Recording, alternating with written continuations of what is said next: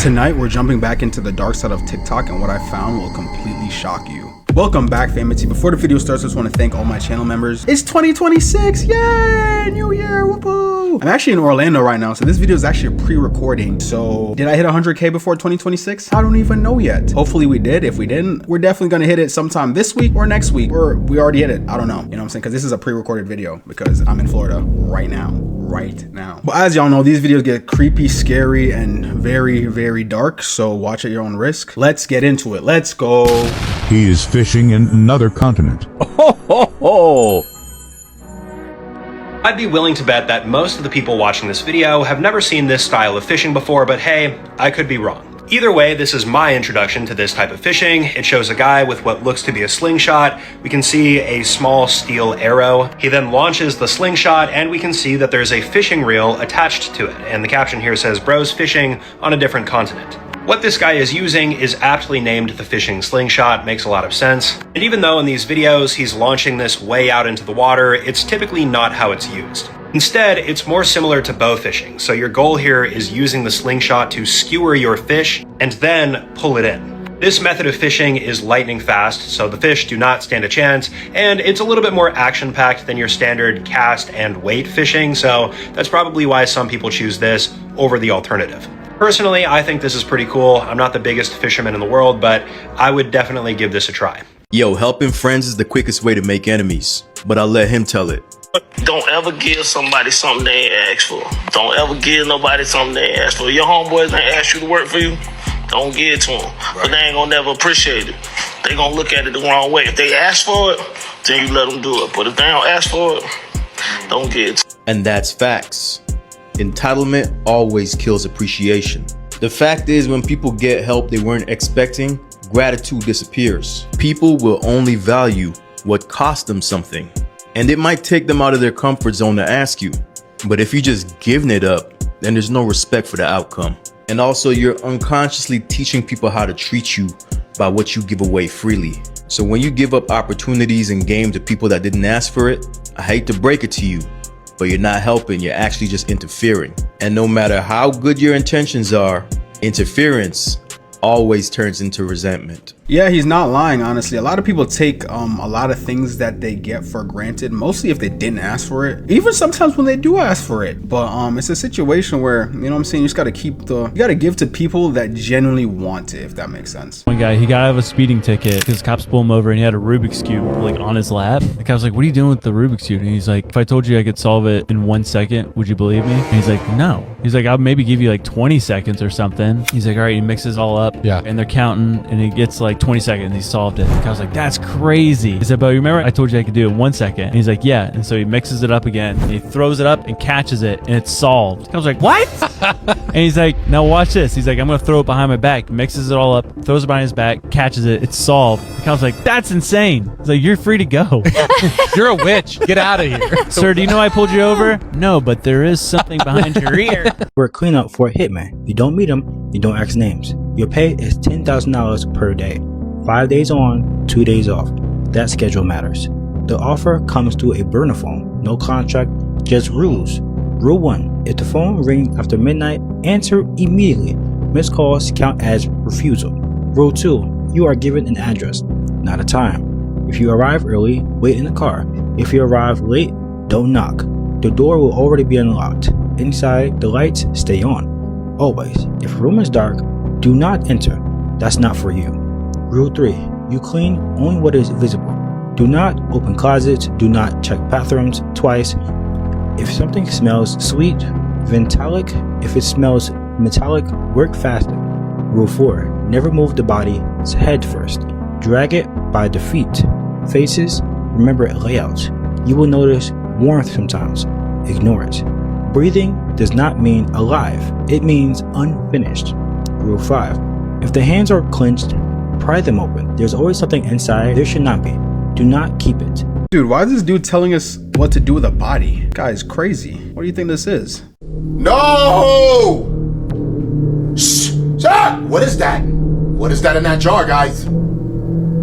Is this real? I don't know, guys. What? You see what it said? Shh! Don't even say it. Get ready. It's not a game. What you mean reserved alien gray? 2001? That lady saying that her uncle put that in the attic. Now, it looked like whatever's in that jar was still alive. And to be honest with you guys, it looked like it was sleeping. Stop playing with me, son. This video's for insane purpose only. I don't know who the hell that lady is and where she got that jar from. And I don't know what's in that jar, and I don't even think it's real. Shh, shut up! No way. No way. I don't want to believe that, guys. Because how is that still alive in the jar? I guess it breathes in water. You get it, guys? The A's are in a W. Stop playing with me, son. It's not a game on you guys. You know what time is it. Shh, shut up! I don't know who that lady is, and I don't know where that video even came from. But I know that something's going on here, guys. And to think that there's things like that out there that people are keeping.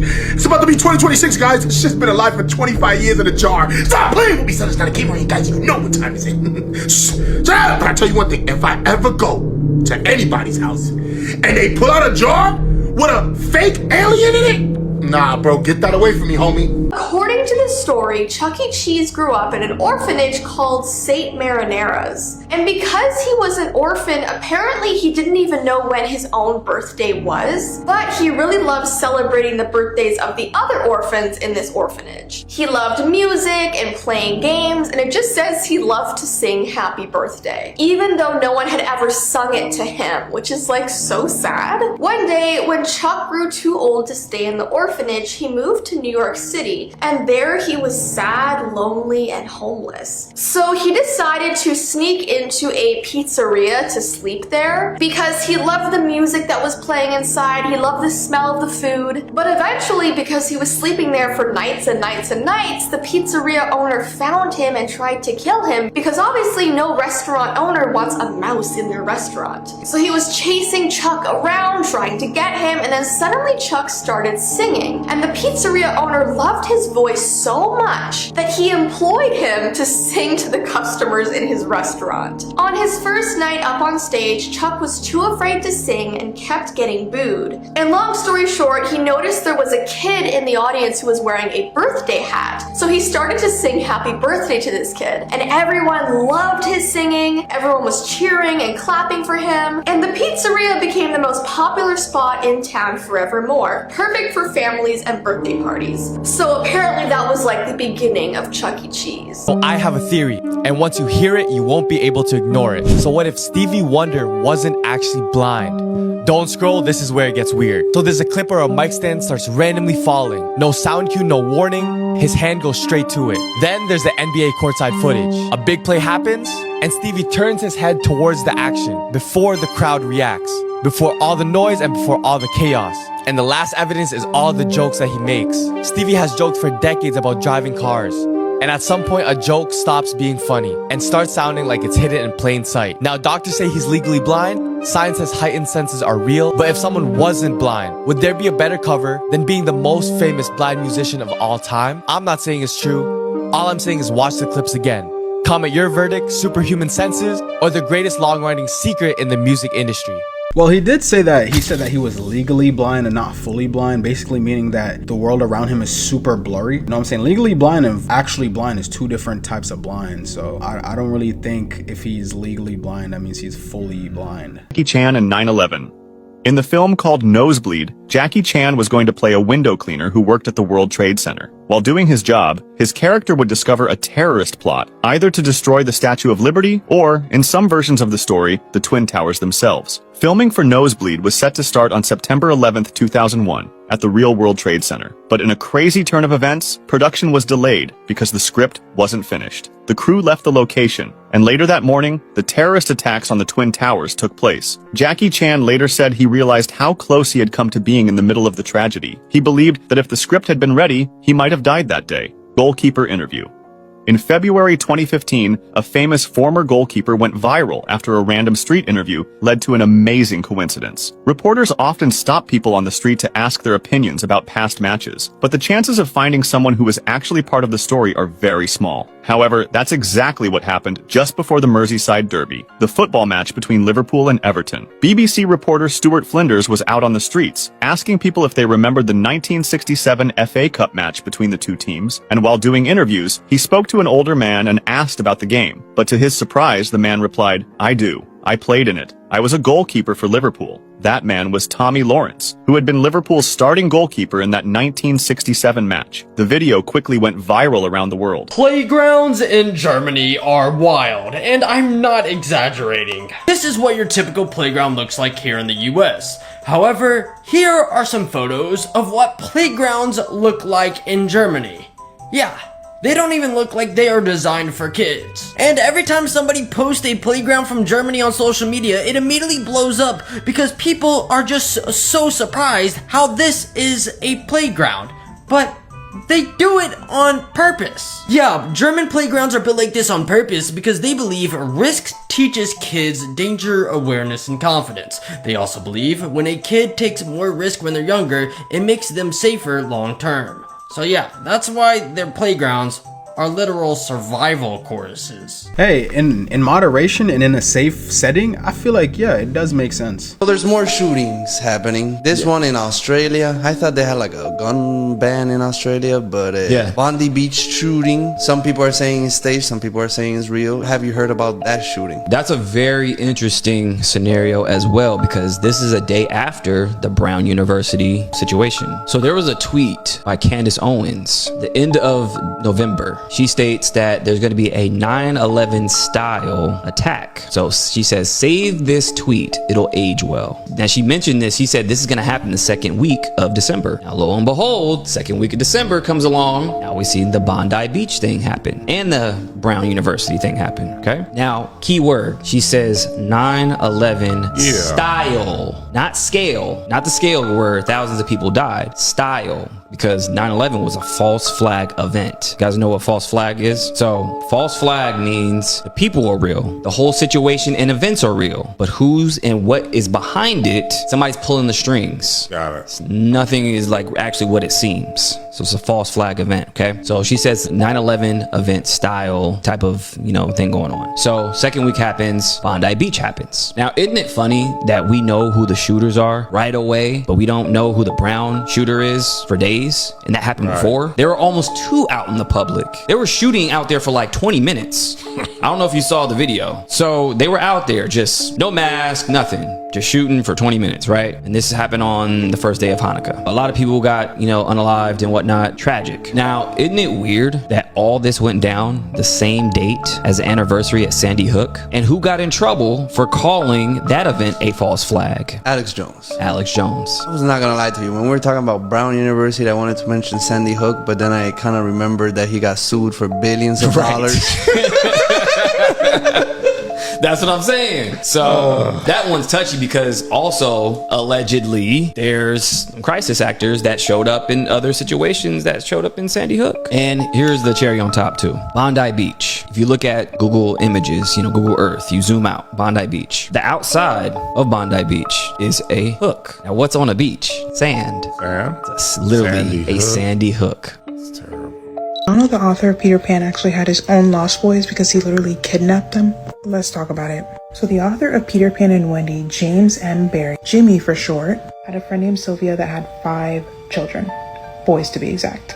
When her and her husband tragically passed away, she wrote in her will that she wanted her kids to be taken care of by her friend Jenny. When Jimmy found this out, he went and actually forged the document to change it to Jimmy so that he could take the kids. The connection is made to the Lost Boys because some of the boys actually have the same names as the Lost Boys in the book. A lot of people suspect that he did some really bad things to them due to the fact that one of the boys committed suicide and another one died by drowning. Other people say that he didn't do anything to the boys and he just wanted to give them a better life. I don't know which one to believe because, as you guys know, adults that have been abused and have unresolved trauma usually abuse kids. And J.M. Barrie had unresolved trauma. Nobody really knows what happened to him in his childhood, but he actually had a condition called stress dwarfism, which usually happens when you experience severe emotional deprivation or trauma. This condition caused him to stay at a childlike size for his whole entire life. A lot of people think this is why Peter Pan is based on a boy that never grows up. Based on those facts, do you guys think that he did something bad to the kid? Or do you think that he was just trying to live vicariously through them and give them a better life? I low-key feel like Peter Pan as a whole, like the whole story and stuff, is cursed. I only say that because this is the voice actor of Peter Pan. His name was Bobby Driscoll. He actually got addicted to narcotics when his acting career didn't take off after he voiced Peter Pan. In 1968, two little boys that were playing in the underground area of Manhattan actually came across his rotting body. His body was surrounded by beer bottles, a wooden crucifix, and a religious pamphlet. And he was only 31. I don't know, y'all. Something just doesn't seem right. It's giving Disney as a whole is cursed. Don't forget to like and comment and follow if you like this content, and tell me what you guys think. Project Iceworm. Project Iceworm. Cold War era. US and Russia did a lot of weird things during the Cold War era. There's an ice sheet over Greenland, and it's taller than any building in New York City. Here comes the United States of America. They made a deal with Greenland, like, hey, can we just basically occupy this couple tens of thousands of miles in the northern part of Greenland? And they're like, yeah, sure. They had this genius idea. We're just gonna bore giant tunnels into the ice, put buildings inside of there. Their goal was to set up 600 nuclear missiles underground in the ice in Greenland. What they did not account for is that this ice sheet over Greenland constantly moves. They ended up pulling out and just abandoning the whole site. During this stay, they did drill into the ice, and they hit the ancient floor of Greenland. Wow. And they collected soil samples, and they brought it up, and they just forgot about it for years. And then in 2019, somebody's like, what are those jars? Oh, they're from the 60s when we went to Greenland and found ancient Earth? Let's study it. The conclusion that they found was that this ice sheet over Greenland is not millions of years old, much younger than that, and it's actually melting at a rapid pace. At Project Iceworm, they had dumped tons and tons of nuclear waste into the ice, thinking that it would be there for millions of years. And now they're saying this nuclear waste will be in our ocean in 70 to 100 years. Somebody go clean it up right now. They've tried. Listen, if there's a hole for a tunnel, we just make a big vacuum at the top that covers and suctions to the top. Suck it all up! And shoot it into space! Yes! Around lunchtime on August 25th, 2012, a young woman named Grace was standing in a public restroom in front of the mirror in southern Iceland, applying makeup. Grace was in the middle of a solo bus trip across Iceland, and she was feeling kind of gross from all the travel. And today, they were at Eldkau, which is the largest volcanic canyon in the world. So Grace finished putting on her eyeliner and put her hair up in a high ponytail, and then she changed her shirt, stuffing her old one back into her backpack. Grace got onto the bus, the driver stood up and announced to the bus that it was time to leave. But before they left, he did a head count, just to make sure nobody got left behind. The driver just announced that they couldn't go anywhere because somebody from their tour group was missing. So this area, Eldkau, is very deep, and it has steep walls on either side. And so if somebody was exploring this area on their own and somehow got lost in the process, this could become a very dangerous place for them very quickly. The police immediately sent out a search and rescue party. The first thing they did was interview the remaining tour group members. Some of the tour group members recalled seeing this young woman of Asian descent who was wearing dark clothes and was carrying a light-colored bag, who had left the bus at the beginning of lunch and had not returned. Now, Grace had not personally seen this young woman, but she, like basically everybody else on the tour, immediately volunteered to help with the search. After a few hours with no luck, officials sent in more rescuers and a helicopter. But despite this enormous effort, there still was no sign of the missing tourist. Finally, at around 3 a.m., Grace returned to the bus to get some sleep. Grace opened up her backpack, something inside of her bag caught her eye, and when she saw it, she froze, because suddenly she knew exactly where this missing woman was. First, the bus driver had made a mistake with his head count. Not the head count he had done that afternoon, but the one he had done earlier that day, before they drove to Eldkau. He had accidentally counted one too many people on board the bus and not realized it. Then, that afternoon, he thought there was a missing person. Next, the description of the woman had only been half correct. So yes, there had been a young woman of Asian descent wearing a dark sweatshirt, carrying a light-colored bag. She had gotten off the bus, but she did get back on. Except that when she did, she looked different, and so nobody recognized her. And this was because this woman had gotten off the bus to go to the restroom to freshen up. She had put on makeup, she had put her hair up in a ponytail, and she had taken off her dark-colored sweatshirt. The object that Grace found in her backpack that made her realize that she knew exactly where this missing woman was her dark-colored sweatshirt inside of her light-colored backpack. And it was at that exact moment that Grace knew the person that she had spent the last 15 hours searching for was herself. Talk about a trippy story. That's hella weird. What the hell? There's an entity so feared in the mountains of Appalachia, it's believed that if I were to start whistling right now, I may never make it back home. That entity is none other than the Appalachian Mimic, the most feared of all the entities out in these mountains. If I were to whistle right now, there's a chance, some folks think, that if something whistled back, I might not make it back home. Or if something called my name and I responded, that might be the end of me. One thing that makes the Mimic so feared is it can sound like a familiar voice. It may sound like a loved one, a relative, or a friend calling your name. Or it can even take the form and look like someone you know or love. This thing is almost like a skinwalker or a shapeshifter. It can even appear as animals, and it could be watching me at this very moment. There's a chance that the birds that you may be hearing right now are not even actually birds, or the deer that I seen just earlier might not be a deer. And you've heard of the movie The Hills Have Eyes? They really do. And I'm not talking about animals. Spiritual eyes that are watching you all the time. They're watching me right now. The next video that I'm about to share with you is one of the craziest videos that I've seen in a long time. Allegedly, a family dog ran away and spent the night in the woods. The dog returned home, but upon returning home, every time the owners tell the dog that they're going to leave, the dog makes a demonic-looking face. You heard what I said. The dog makes a demonic-looking face. If you haven't seen the viral video, viewer discretion is advised. This is pretty scary. Take a look at this. Check this out. Luna does not like when I go to work. That's the What kind of sounds are those? Look at the eyes. I see it. I don't know about you, but what is going on with this dog? What did this dog encounter in the woods? Many people that have watched the video are claiming that the dog is probably possessed by something it encountered in these woods. And others are claiming that the dog may just need an exorcism. No matter how you look at it, something is definitely going on with that dog. What do you think it could be? Do you think it's just a show of affection toward the owner? Or did something happen to this animal when it went in the woods?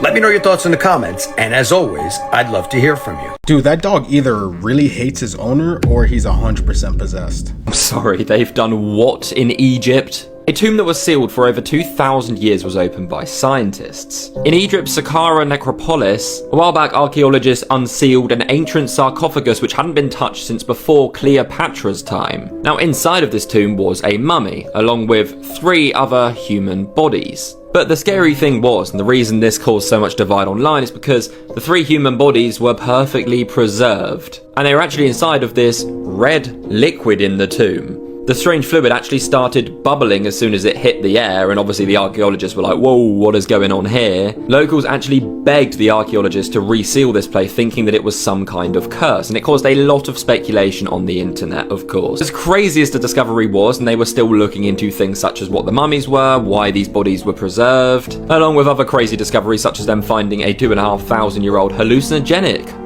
Sign me up. It did eventually turn out that the liquid in there, this red stuff, was a mix of resin and human decomposition, basically. However, Egypt's Ministry of Antiquities never released the full analysis of what actually went on here, which of course people still speculate to this day. They found Noah's Ark, they found the Shroud of Turin, the Ark of the Covenant, and now they found something that proves the most terrifying story in the Bible. Late in the 19th century BC, a humble man named Lot lived in the shadow of 2 glittering cities, Sodom and Gomorrah. From the outside, these cities looked like paradise, but on the inside, these cities were chock full of violence, promiscuity, sin, not where you'd want to raise your family. One night, Lot puts his children to bed, he kisses his wife on the forehead as a gentle reminder of his love for the family that they had built. You see, this city wasn't perfect, but it was where his family was, and that was home. So Lot's wife heads to bed, and he stays up a little bit longer just to lock up the house and make sure that everything was safe. But very soon, Lot would begin to feel that he was not alone. And sure enough, he starts hearing this tapping coming from just outside of his house. He moves towards the door, and it seems like this tapping is just following him through the walls. So eventually, he reaches the door, and when he opens it, he takes a big gulp, and he gathers all of his family. You see, outside of that door, there was two massive individuals, and they were just standing there with a very calm expression on their face, signaling them to follow them. Lot somehow knows that these two men are angels from the Lord, and that something big was about to happen to the city. So they start following these two strangers outside of the city, and when they do, the ground just begins to shake underneath them. At a certain point, they are walking up this mountain, not very far from the city, and they begin to feel a tremendous wave of heat coming over him. Now, all of a sudden, these two individuals that were completely silent yell out, "Do not look back." But the ground starts to shake again, this time more aggressively. And this time, Lot's wife can see out of her peripheral vision that there was pillars of fire burning down her home. Tearing up from the pain, she slowly turns her neck to look back at the city. And when she did, she immediately became consumed by a pillar of salt, leaving Lot alone with these two men and his children. This is one of the most brutal consequence stories in the Bible. And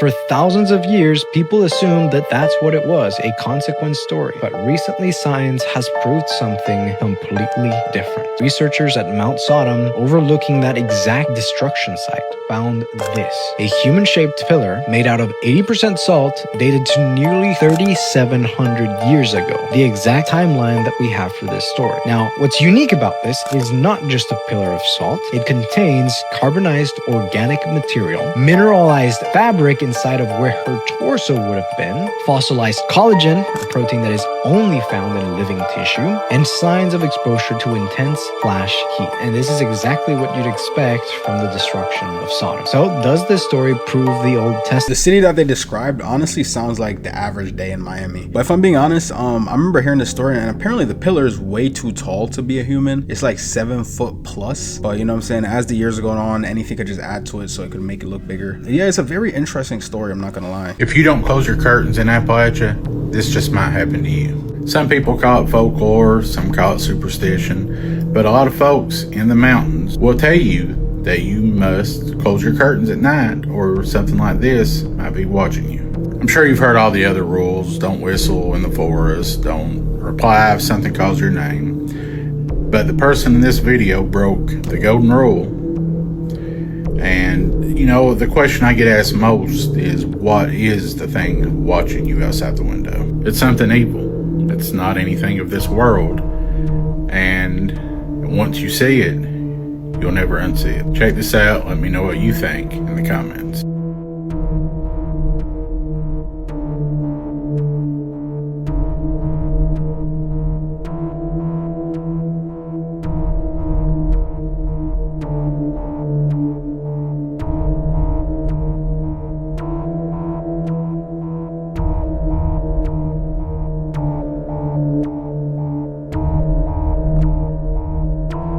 You guys remember in Transformers when there was a giant black cube under the Hoover Dam?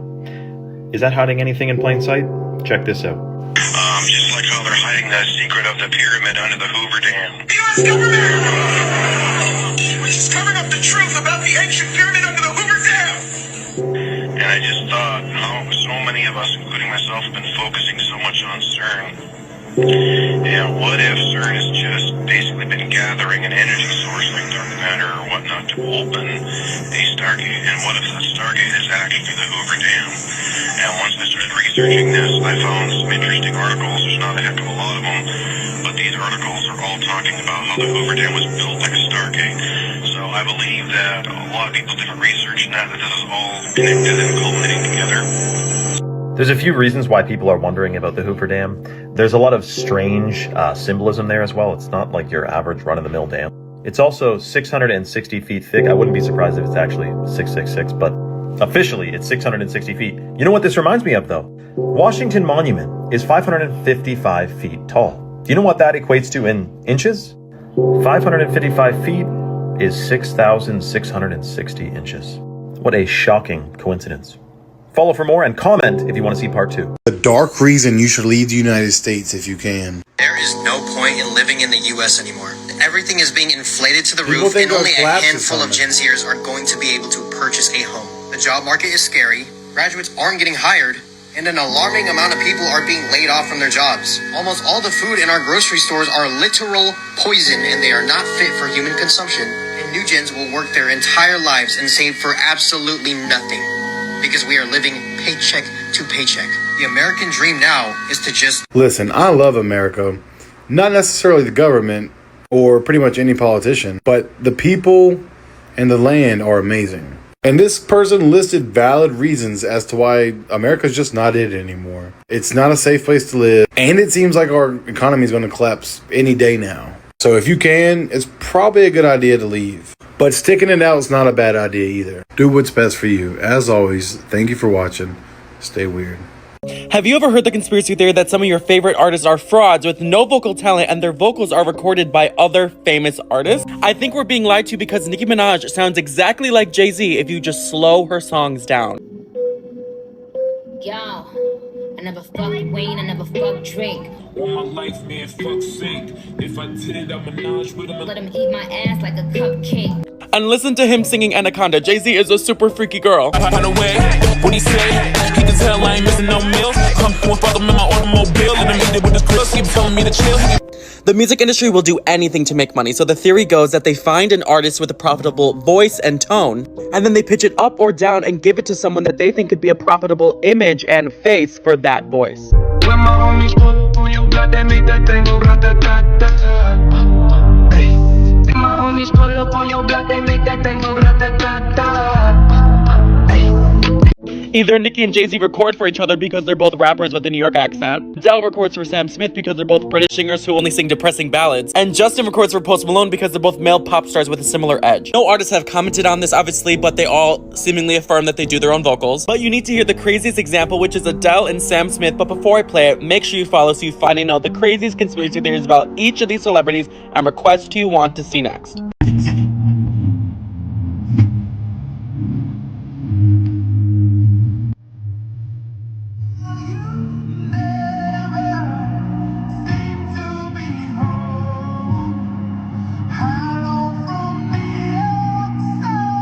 Yeah, I feel like that was a stretch, but I definitely think that a lot of artists nowadays use AI to mimic their voice. Like, I know for a fact Kanye West has been doing that lately, where he uses AI to like kind of mimic his voice instead of him actually going in and doing his own vocals. But artists recording for other artists, it might have happened sometimes, but I don't think it's as common as he's making it out to be. These are celebrities that have died twice. First up, Nelson Mandela. So there are millions of people who believe that Nelson Mandela died in the 1980s. I'm one of those people. The thing is, he did not die until 2013. But there are people who will argue you up and down the wall that Nelson Mandela died in the 1980s. The second one is Eddie Murphy. What? So there are millions and millions of people all over the world who specifically remember Eddie Murphy died in 2013 in a snowboarding accident. And the final one is Michael Jackson. So there's no specific date with this one. Hundreds of millions of people for this one believe that Michael Jackson died somewhere in the early 2000s, maybe late 90s, and they remember it playing out exactly how it did when he actually died. So for them, it feels like they relived Michael Jackson's death two times. Oh my God. It is the craziest thing ever. I wonder what that is then. The Nelson Mandela one dying twice, that's specifically what caused the Mandela effect that a lot of people talk about. Was they believed he died in the 1980s, but he actually died in 2013. And that's really what started this whole Mandela effect. Michael Jackson dying twice, I never really heard about that theory. That's the first time. But let me know what y'all think about these videos, man. Happy 2026 to you, family. Thank you all for watching this here video. Please like and subscribe.